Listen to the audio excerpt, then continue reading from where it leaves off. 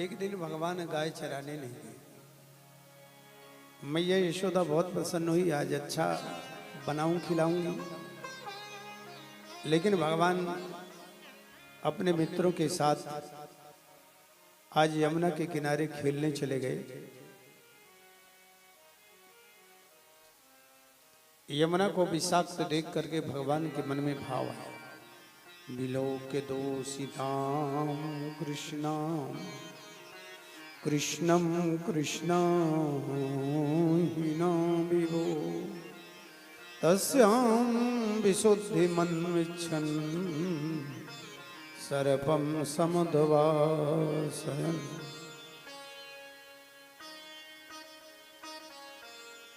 यमुना को विषाक्त देव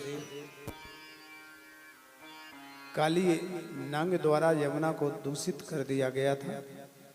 भगवान आज काली कुंड के किनारे ही गेंद खेलती हुई गेंद उछाल दी और गेंद काली कुंड में पहुंच गई।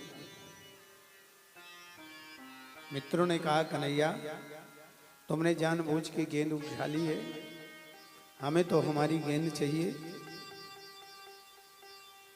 और भगवान ने गेंद लेने के लिए तैयारी की, कमर कसने लगे।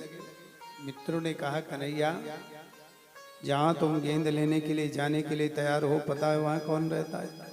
वहां काली नांग। भगवान कहते, कोई भी हो तुम्हें तो गेंद चाहिए ना। मित्रों ने कहा, नहीं हमें कन्हैया चाहिए, अभी गेंद नहीं चाहिए। सबके मना करते करते भगवान ने कमर कसी और काली कुंड में कूद पड़े, नीचे चले गए। काली नांग सो रहा था और नांग पत्नियां जग रही थी। ध्यान से सुनो देवियों, प्यारे भक्तों,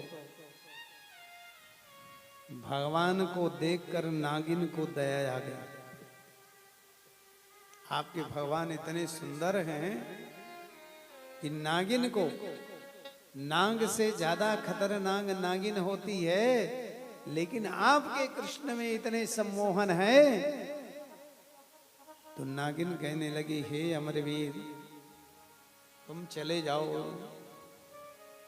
हम नहीं चाहते कि हमारे पति जगे और आपसे रार मचे, जाइए।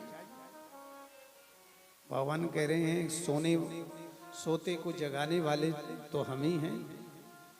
छेड़ दिया नांग को तो नांग जगा और भगवान को दसने के लिए सर्वांग में लिपट गए। भगवान अपना छोटा सा रूप बनाया, छोटा स्वरूप बना करके काली नांग के मस्तक पर नृत्य करने लगे। चरणों के आघात से काली नांग अंतिम श्वास लेने लगा। नांग के अंतिम स्थिति में नांग पत्नियां समझ गई, इनका तो राम नाम सत्य हुआ। तो नांग पत्नियों ने भगवान से प्रार्थना किया, प्रभु आपने बहुत अच्छा किया, हमारे पति देव के अहंकार को दूर कर दिया, अब हमारे ऊपर कृपा करो। मय्यम विभोरहति भावान् गदितिं नृशंसम् संत्यज्य सर्व विषयान् तब पादमूलम। हे नाथ हमारे ऊपर कृपा करके इनको जीवन दान दे दो। भगवान ने कहा, ये हमारे यमुना जी को छोड़ दे, तो इनको हम छोड़ देते। काली नांग ने भी प्रार्थना की। भगवान कहते हैं, यमुना जी को छोड़ दो। नांग कहता, यमुना जी को छोड़ दूंगा तो मुझे गरुड़ जी नहीं छोड़ेंगे, खा जाएंगे। तो भगवान कहते हैं, काली नांग जिसके मस्तक पर मेरे चरण विराजमान हो जाएं, उसका कोई बालवाका करने वाला नहीं। तेरे मस्तक पर मेरे चरण विराजमान हैं, इसलिए तुम्हारा बालवाका कोई करने वाला नहीं। जाओ रमण दीप आनंद करो। यही इसी वृंदावन से भगवान ने काली नांग को हटाकर, नांग काल का प्रतीक है, काल को हटा दिया वृंदावन से। और आज जो यमुना प्रदूषित है, पहले प्रदूषित यमुना को भगवान कृष्ण ने ठीक किया, काली नांग को भगा दिया। हेमन्ते प्रथमे मासे नंदव्रज कुमारिका चरु भविष्यं भुञ्जानः कात्यायनी अर्चयन् व्रतम्। वृंदावन की इस पवित्र भूमि पर ब्रज गोपियों ने कात्यायनी माता का मंदिर आज भी है, कात्यायनी माता की पूजा की। किस लिए की? अगहन के महीने मगसिर के महीने में नंद कुमार हमें प्रियतम रूप में प्राप्त हों। कात्याय क्या जप करती थी?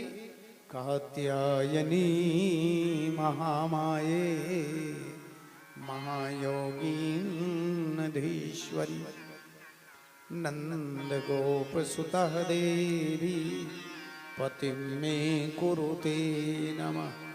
नंद कुमार प्रियतम रूप में हमें प्राप्त हो जाए। महीने भर व्रत किया। पूर्णिमा के दिन भगवान मन में विचार किया कि चलो देखें सही ये व्रत का विधान ठीक करते भी हैं कि नहीं करते। लेकिन भगवान देखते क्या हैं, ये ब्रज गोपियाँ, इनसे नहाने की विधि ही नहीं आती। अपने वस्त्र उतार करके साड़ी आदि खोल करके बिना वस्त्र के नहा रही हैं। भगवान कहते पूजा तो बाद की बात है, नहाना ही नहीं आता। अमर्यादित स्नान निषेध है। तो भगवान ने स्नान करने की विधि बताई। बस बिना कपड़े के निर्वस्त्र स्नान, चाहे पुरुष का हो चाहे नारी का हो, जल देवता का अपमान है, कोई देखे या न देखे। जल में भगवान का निवास है, इसलिए बिना वस्त्र के स्नान बाथरूम में भी नहीं करना चाहिए, चाहे पुरुष हो चाहे नारी हो। भगवान ने स्नान करने की विधि बताई और ऐसे परिधान जो विकारों को आमंत्रित दें, नारी जगत के लिए निषेध बताया। ये चीज है, कपड़े नहीं चुराए भगवान। नारी जगत को सभ्यता बताई कि कैसे नारी जगत को सामूहिक घाटों में नहाना चाहिए मर्यादित, और कैसे मर्यादित वस्त्र पहनना चाहिए। ये चीरहरण का प्रसंग, जन्म जन्मांतर का अज्ञान दूर करना ही चीरहरण है। चीर अर्थात अज्ञान का हरण, चीरहरण। तो भगवान ने इस चीरहरण करके सभी को वस्त्र दिए और सबको ये वादा किया कि मैं 1 वर्ष के अंदर रास लीला करूंगा। कोई डेट नहीं दी भगवान, कोई तारीख नहीं दी। वर्ष के अंदर रास लीला करूंगा। कब करूंगा ये निश्चित नहीं किया।